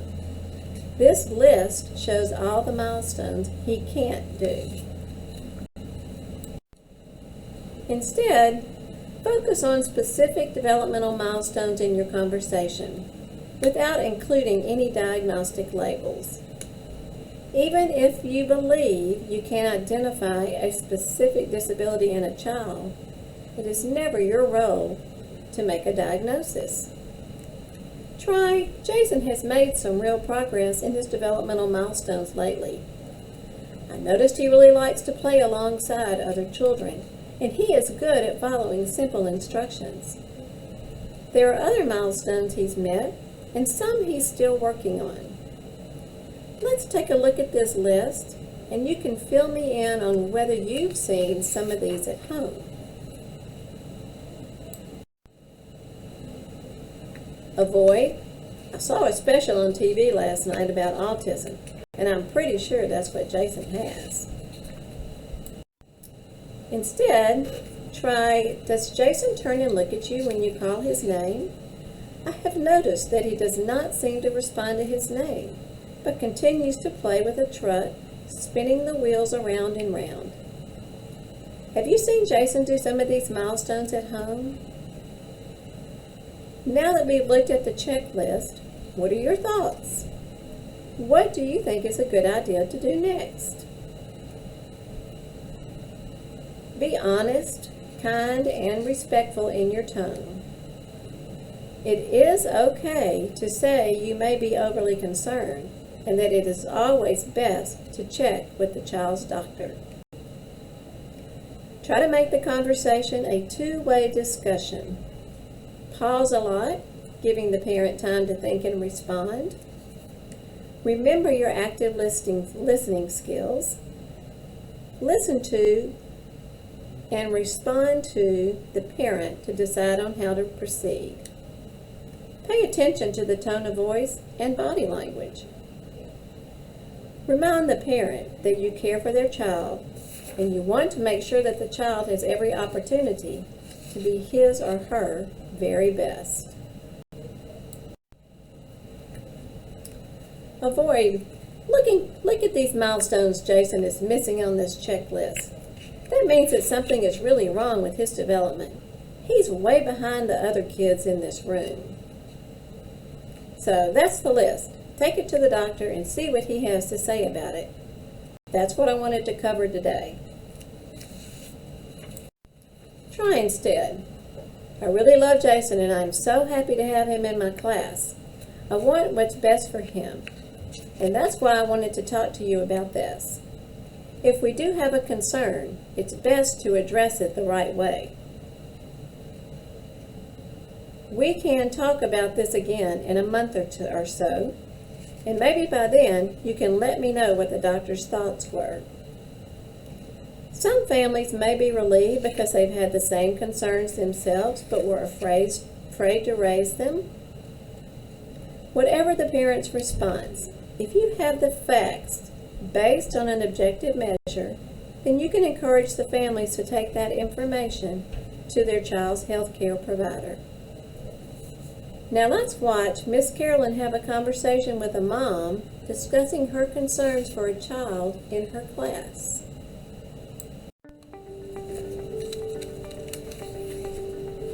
Hello, Miss Williams. How are you doing today? It's so good to see you again. Before I jump in, I must let you know that Jaden is such a sweetheart. I really enjoy having him in my class. Good. Yeah. We're going to talk about how things are going at school, but I'd love to know first before we jump in, how are things going at home? Things seem to be going okay at home. Sometimes I wonder if he's a little bit too good, though. I know a lot of my friends with kids that are 2, they always complain about the terrible 2s, and Jaden really always seems to mind us. He doesn't even get upset if we turn off a video he's watching because it's time for bed, and he doesn't really seem to try to do a lot of things on his own. My husband is wondering if maybe we're babying too much. It sounds like you might be a little concerned. So, did you have a chance to fill out the milestone checklist that I gave you last time? I did. I haven't heard it. I actually have been doing the same thing here and keeping up as well. So why don't we take a look and just compare what we have? Okay. Looks like he has the motor skills, and in classroom he loves playing with the ball. My husband plays ball with him all the time. He loves it. That's great because that's an activity that would be really great for helping further develop his motor skills. Let's take a look at the language section and see how he's doing. He knows all the kids' names in the classroom for sure, and he definitely points to things or pictures when they're named. He definitely repeats words that he's heard in conversation, and we know when we've messed up because we hear the same words come out of his mouth later on. Well, kids at that age are like little sponges, right? So they just soak up everything, and some of the things that they repeat we're okay with, and then sometimes not so much, right? Yeah, I noticed Jaden, he follows instructions 100% of the time. And that is a little unusual at this age. Typically, kids at his age, they don't do that. They can be a little resistant, sometimes even defiant. For example, if another child is playing with a toy and you ask them to share and maybe give it back, they may get a little upset, maybe even throw a tantrum. And I don't see that reaction from Jaden. Have you noticed that? Yeah, that's kind of what I meant when I said that I wonder if he's a little bit too good. I hear you. I'm a little concerned about that as well. Now, I'll tell you that all children are different and develop at different paces. But at this age, Jaden should be a little bit more independent. And what I mean by that is, for example, pouring his own juice or reaching up and climbing to get something that he wants. And with Jaden, he may see something he wants, but he might just stand there and look at it and wait until someone brings it to him or gets it for him. Right. So why don't we take another look at the checklist and see what else we see? Okay. I've noticed here that you put a question mark next to plays beside other children. Yeah, Jaden's an only child, and he's the first grandchild on either side, so I never really get a chance to see him with other children. That's not unusual, and I welcome you at any point if you want to schedule some time to come and sit and observe in the classroom. You're more than welcome to do that. I'd love to have you. I've actually noticed Jaden playing beside other children, but I haven't seen him interacting with children. Have you noticed that? I had a friend over recently, and she had a 6-year-old daughter. She was out in the yard doing somersaults, and Jaden went out and tried to copy her. Is that what this one is? Copies others, especially adults and other children? That's exactly what that is, and it's super cute that Jaden was copying her somersaults. And as we talked earlier about his motor skills being so strong, I'm pretty sure he'll have that down pat really soon. Let's take a look at the cognitive section together. Jaden is doing a really great job of sorting his shapes and colors, but I also see that we both don't have anything checked next to complete sentences and rhymes in books, as well as plays make-believe. Does Jaden have a favorite book that he likes to read at home, or have you read for him at home? He does. One of his favorites is a rhyming book about a bear. He'll ask me to read it over and over again. I always kind of pause and wait to see if he'll finish the rhyme, but he always just looks at me and waits for me to finish it. He has another one about trucks that we read a lot, and he'll point at the trucks and name them, or if he doesn't know the name, he'll just say truck. So he likes for you to read to him, but he doesn't complete the rhymes. Right. Yeah. What about make-believe? Does he play pretend, for instance, like pretending like he's talking on the phone or playing house? No, I don't really see him doing things like that either. There seem like there's a lot of things we haven't checked on here. Should I be worried? Is he behind? I know you're concerned, but what I want you to know is that you're doing all the right things by tracking his development. I think at this point, the best next step is that we talk to the doctor. So I'd encourage you to schedule an appointment so that you can talk with the pediatrician. Now that we've gone through the list, I'm worried. Could this be because of something that we're doing? Could we be babying him too much, doing too much for him? I know you're concerned, Ms. Williams, but I want you to know that you and Mr. Williams are great parents. Based on what you've shared with me today, you're doing all the right things to help Jaden along with his development. You shared with me that you're reading to him and your husband's playing ball, and those are the types of activities that are really helpful as we're trying to help Jaden along with his development. At this point, to find out more, I think the best next step is for you to talk to the doctor and express your concerns. Okay, he is a little late for his 2-year-old checkup, so I've been meaning to call and make an appointment. Great, and when you call and talk with the receptionist to schedule the appointment, let them know that you are concerned about Jaden's development and specifically ask that the pediatrician do a developmental screen. And to do that, the doctor will probably give you a sheet of paper that asks you some questions about Jaden and his development. And also, what I'll do before you leave today, I'll give you a developmental screening fact sheet so that you have a better idea of what to expect with that process. And let's be sure that you bring these checklists with you, both yours and the one. I'll make a copy of this for you so you can bring this one that we have at school so that the doctor can get a better idea of Jaden at home and at school as well. Okay. And then the results of the developmental screen is what will tell us if there are issues with Jaden's development. And if there are issues for Jaden, either you or I can call the early intervention program to see if he's eligible for services. Are you familiar with early intervention? Yes, I knew a child who got speech therapy through early intervention, but I need to talk to my husband before I do anything. Of course. And I'd be happy to talk to Mr. Williams or the both of you again together. Just let me know what you'd like. But in the meantime, I'd like to share with you a Milestone Moments booklet, which has milestones by age up to 5 years old. But in this section, it's also giving you tips for activities that you can do with Jaden to help him along with his development. So be sure to share this with your husband, and you guys can work on that together. Okay, great. There you go. Thank you. I know I've shared a lot of information with you, Ms. Williams. Would it be helpful if I went over a list of next steps with you again? Yeah, that would be really helpful. Great. Well, we've got notepads there if you want to take notes. So, of course, the first step is to talk with Mr. Williams and share with him the milestone checklist, as well as the tips for activities that you can do with Jaden to help him along with his development. Then you'll want to call the doctor to schedule the appointment, and make sure that when you call that you ask specifically for the developmental screen. And you want to make sure that you bring the checklist along with you, the checklist that you've been keeping as well as the checklist that I've been keeping, so that the doctor can get a good picture of how Jaden's doing at home as well as at school. And I think a good next step that will be helpful is if you review the developmental screening fact sheet that I'm going to give you, to be sure you guys understand the process and know what to expect. You want to make sure you, before you go, make a list of questions that you have for the doctor in advance. One thing to keep in mind is the idea of calling the early intervention program. You don't need a referral from a doctor. And remember, if you have any questions, I'm here to help you guys along the way. I want to make sure that I'm here to support you. Okay, great. Thank you so much. These meetings are really helpful for me to be able to talk through Jaden's development. And now I feel more comfortable knowing what our next steps are.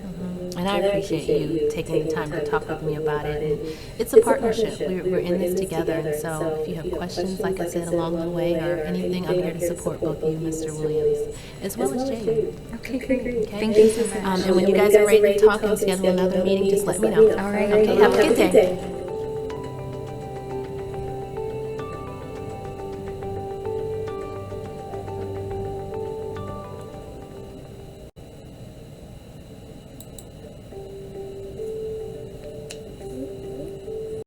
Hello, Miss Williams. How are you?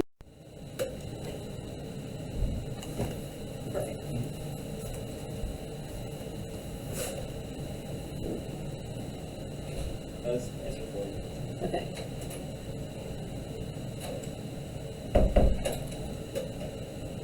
So now let's look at a case study of twins Jacob and Tyler.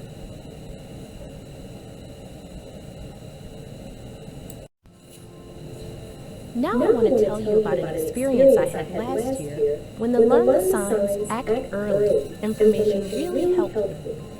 As I mentioned, I've been teaching 2-year-olds. Last year, I had fraternal twin boys in my class. They were adorable little guys. For the sake of their privacy, I'll call them Jacob and Tyler. As I got to know the boys, I realized they were very different from each other. Much more different than any other set of twins I've taught. The boys were new to the center, so I waited about a month before I started tracking their milestones, to make sure they were comfortable in their new surroundings. I also wanted to get to know them. I'd been tracking milestones using the milestone checklist you saw earlier for several years at this point, so I didn't have to do anything different except make the twins a priority in my schedule. And as I suspected, Jacob was meeting his milestones on time or ahead of schedule, and Tyler was missing quite a few. Since I talked about development with all the parents pretty frequently, I knew the twins' parents thought the boys were different, but I didn't think they had realized that Tyler might be behind in his development. Once I saw that Tyler was missing milestones, I went to talk to my center director. Our center's policy is very clear on the steps we need to take in a situation like this, and talking to the center director is step one. My director was extremely supportive. He listened to everything I had to say, asked a few questions, looked at the milestone checklist, and asked me to schedule a meeting with the two of us and the boys' parents. I know different centers handle this differently, but at ABC, with the director's approval, I'm expected to take the lead. Because of my experience and because I'm using the Learn the Signs, Act Early materials, my director didn't hesitate to ask me to lead the meeting. He would be there to support me and to help me with resources and questions. In the days before the meeting, my director came into the classroom several times to play with the twins so he would know them better. I scheduled a meeting for the next week. Before the meeting, I gave the boys' parents a blank milestone checklist for each child and asked that they fill them out and bring them to the meeting. I've found this to be really helpful, even when I'm not concerned about a child's development. Some children behave differently at home and at school, so by comparing milestones from both places, the parents and I get a more accurate picture of the child. To get ready for the meeting, I went to the Learn the Signs, Act Early website and printed 3 fact sheets: how to help your child, how to talk to your doctor, and developmental screening. I'm so glad I can get all the information I need to give them free. All I have to do is print them. I also brought some other information. Copies of the checklists I did on the boys. I brought enough copies so that each of us could look at one and the boys' parents would have extras to take to their doctor. The phone number to contact our local early intervention program, since Tyler is under 3. A website address for how to find a doctor if they need one. A Learn the Signs Act Early parent kit. Since I can order them free, I keep a couple on hand for parents in situations like this, where the growth and development tips come in extra handy. And a couple of notepads and pens in case the parents want to take notes. I like to make sure I'm prepared so parents don't have to wait for me to get back to them with information they need to help their child. I admit that right before the meeting, I got a little nervous that the boys' parents might get upset. But I knew that what I was doing was in Tyler's best interest. And once the meeting started, I was fine. We talked about Jacob first, which was easy, and then we moved on to Tyler. I started out talking about the positive and fun things I've seen in Tyler. I really wanted them to know that I care about their little boy, and that I enjoy having him in my class. Then I asked them about Tyler at home. I did my best to listen closely to what they had to say. I wanted them to know that I was just sharing my observations, and they were the ones who know their child best. Having the parents fill out the checklist was really helpful because they had already realized that Tyler wasn't reaching all of his milestones. We went through the checklist for home and school and could see how much our observations matched. It was obvious that Tyler's parents were concerned, but they didn't really know what to do. They immediately wanted to know what I thought was wrong and what they should do. I always tell parents that putting a label on a specific problem isn't really our area of expertise here at ABC, but that I can help them figure out what to do next. They had only lived in the area for a few months, so they hadn't taken the boys to their new pediatrician yet. Since the twins had just turned 2, and it was time for a checkup anyway, I suggested they schedule an appointment. I recommended they tell the scheduler they had concerns about Tyler and request that both boys get developmental screenings. The American Academy of Pediatrics recommends a general developmental screen and a screen for autism at the 2-year-old checkup. I also suggested that they share copies of both boys' checklists with the doctor and that they contact the local early intervention program. I gave them the resources I mentioned earlier, and we scheduled a follow-up meeting for 2 weeks later. Because of their concerns, the doctor was able to see them about a week after they called for an appointment, so we were able to talk about what the doctor said at our follow-up meeting. They had an appointment with someone from early intervention in another couple of weeks. The doctor suggested seeing a psychologist or a developmental pediatrician and having genetic testing done to rule out any type of problem in that area. Now let's fast forward 6 months. Tyler just had an appointment with the psychologist who diagnosed him with autism. Starting next month, he will be in our center for half the day and in a program for children with special needs for half the day. He's been getting speech therapy through early intervention for several months, and he's already communicating more. The speech therapist comes to the center and sees him in the classroom, So I've been able to watch her and do some of the same activities with him so he gets more practice. I'm so glad his parents acted so quickly. I think he's going to do really well. I know acting early makes a big difference. I'm really happy I found the Learn the Signs Act Early materials. They've helped me to know what milestones to look for, given me an easy way to document them, and given me more confidence when talking with parents, even when there's no concern. If you're not using these free materials, you should really check them out. There are a lot more Tylers out there who need you to help their parents act early.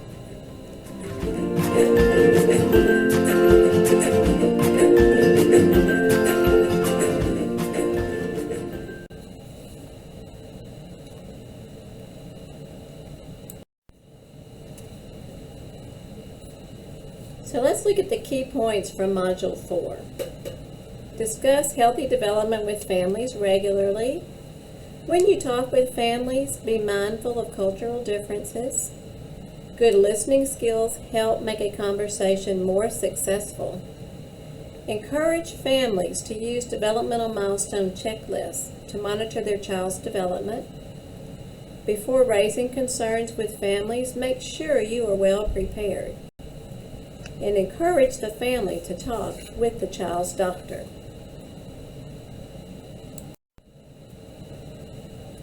So let's look at the quiz questions. Discussing development with families regularly can help you. We're going to check all that apply. Identify potential concerns about a child's development. Diagnose a child with autism. Have realistic expectations and better understand children's behavior. Encourage parents to talk to their child's doctor if they are concerned. So you should have checked A, C, and D. Good listening skills involved. Check all that apply. Listening closely, making eye contact, and nodding when appropriate.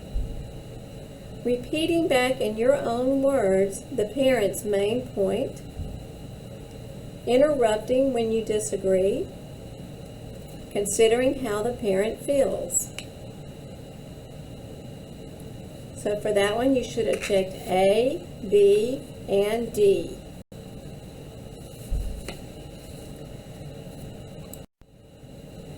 When you bring up a concern about a child's development with his or her parents, check all that apply. For the first conversation, it's not necessary to talk to your supervisor beforehand or find out your center's policies.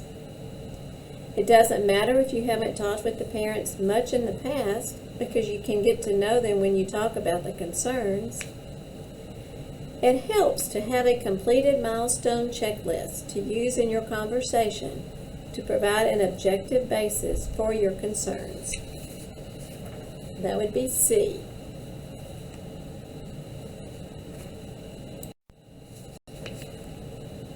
It is important to encourage all parents to talk to their child's doctor about their child's development.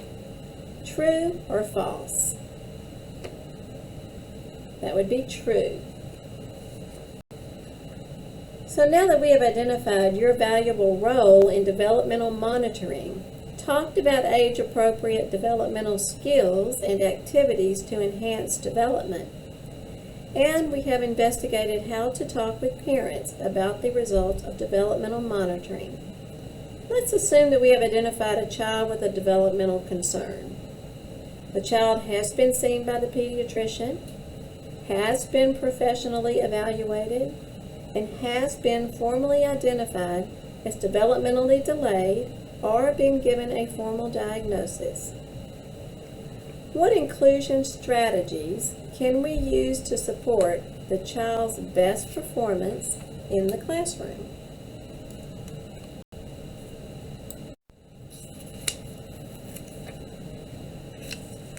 Let's look at some specific strategies to support inclusion in the classroom. Here are some tips for making your classroom more inclusive and helping all students be successful.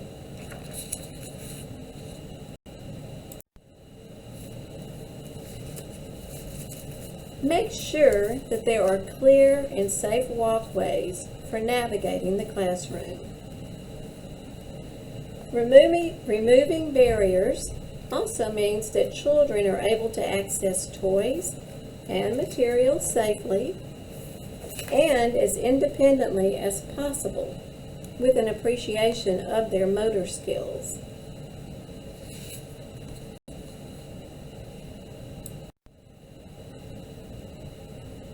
You will always be aware of and respectful of issues of safety, but make an effort to include children in both small and large group activities.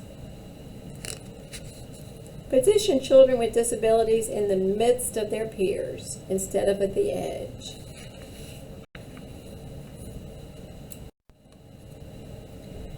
Encourage children without disabilities to interact with children who do have disabilities or delays.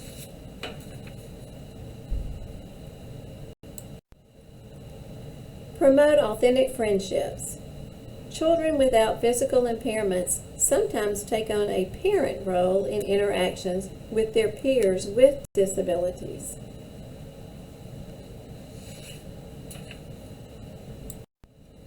Help children find common ground and ways to interact with one another as friends.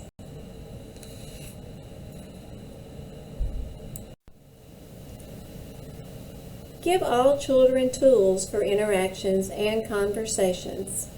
Provide them with toys or objects to initiate the discussion. An example might include using a popular book.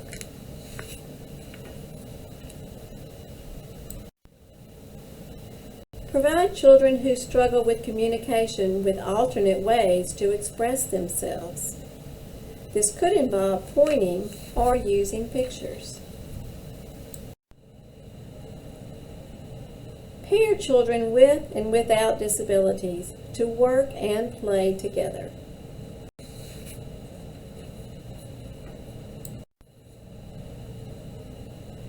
Use a variety of methods for instruction. Talk to your students. Illustrate with pictures, model, and provide the opportunity for hands-on learning whenever possible.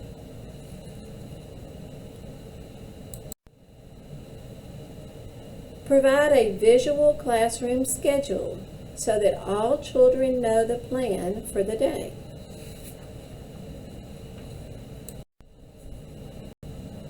Explain a child's disability to other children in the classroom. Allow them to ask questions about differences. Remember the age of the children and the confidentiality of the family. It is best if you can discuss this with the family. However, many times something as simplistic as, Andrew learns differently than you, or Maggie doesn't see as well as you do, is sufficient. Children don't need a diagnosis, just an explanation. Provide developmentally appropriate activities in the classroom that meet the learning, behavioral, and social needs of all children. When necessary, assist children with self-help skills, but expect them to help themselves whenever possible.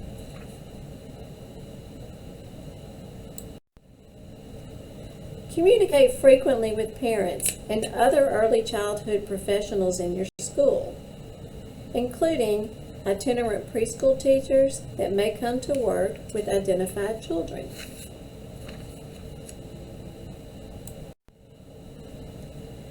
Treat all children in your classroom with love and respect.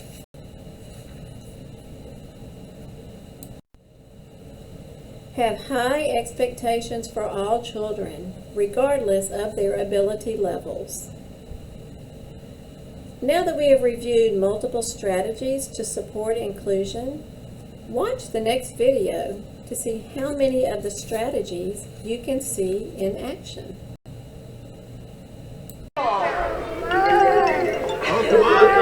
Parent Decatur, Georgia, there's a 5-year-old girl who can't wait to get started on her day. Born with Down syndrome, Avery faces some big challenges when it comes to getting by in school. What we want to focus on are basic life skills. And of course, the most important of those is reading.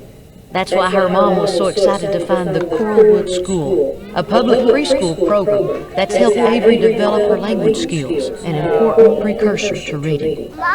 Yes, ma'am. Coralwood's inclusion model means that children with special needs like Avery learn alongside typically developing kids like her friend Caroline. The program originally began for students with special needs, but in about 1990 we realized that for children to learn from other children, we needed some typically developing students in the buildings, and it has worked great because both sets benefit from it. For Avery, this environment means that she gets to spend every day working with other students who can model those skills that are sticking points for her. The special needs child in very early years benefits tremendously from being in these classrooms. They develop friendships. They see how other children work. They learn to adapt and accept their own disability, and they learn to have peers who help them in certain ways. Lisa Nasser, Avery's special education teacher, remembers her first day working with Avery. Avery came to us this year almost nonverbal. She depended on sign language and she was an observer. My biggest goal for her was speech. I want her to talk in full sentences, and she's finally starting to do that.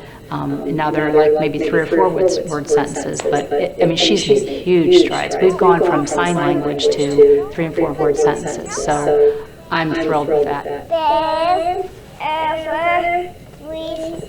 Just in the last few months, Avery has shown amazing progress. At the beginning of the year, she might say yes, no, hi, bye. Now, she told one of the other teachers, my lips are chapped. You could tell she understood what that meant. She knew what that meant. And that's another big part of language. It's not only being able to say it, but to understand what you're saying and what it means. When it's time for Avery to learn to read, she'll need intensive one-on-one help. But the steps she's taking in class right now are critical. And while Coralwood's dedicated staff plays a large part in this progress, they're the first to recognize that Avery has some other helpers too. Children provide as much stimulation and modeling as teachers and therapists do. This modeling is something that speech-language pathologist Susan Garrett sees every day.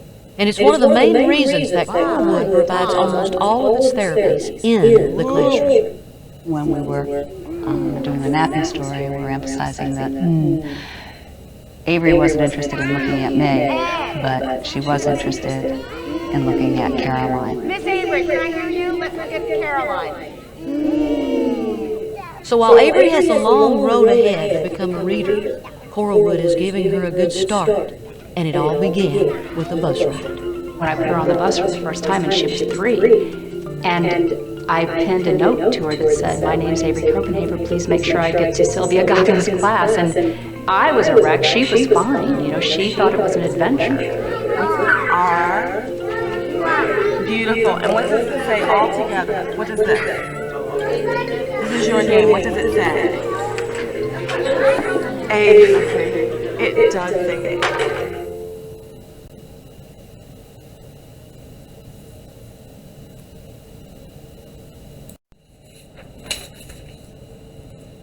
In closing, I would like to share with you why early intervention is so important. While I know this story is not typical, it is true. A daycare preschool teacher identified concerns with a child at 2 years old. While he was talking, he wasn't speaking or interacting like his peers. In fact, he was quite content to sit by himself and look at books. While his parents were concerned, their son was an only child, and they had become accustomed to his uniqueness. At the urging of his teacher, the parents discussed their concerns with the child's pediatrician. Later, this child was given a formal diagnosis that would distinguish him from his peers. But that isn't the end of the story. So again, why does early intervention matter?